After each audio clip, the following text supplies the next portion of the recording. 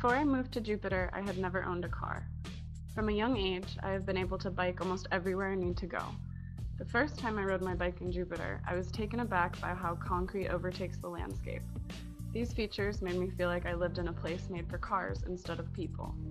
I was also surprised by drivers' lack of respect for the bike lanes and crosswalks that did exist. That first ride was very upsetting because as a biker, I felt unwelcome and unwanted in the streets of my new home. I grew up in a city that saw bikers and pedestrians as important parts of the landscape. Growing up in a place where I could walk or bike almost everywhere made me a healthier, happier person. That lifestyle also reduced my impact on the environment and made me feel more socially connected to my community. Each day in Jupiter, I am surprised at how difficult and dangerous it is to travel by bike or on foot. On my second day here, I fell while trying to avoid cars on a bridge that has no space for bikes, and spent my first few weeks in Jupiter with nasty wounds on my foot and knee.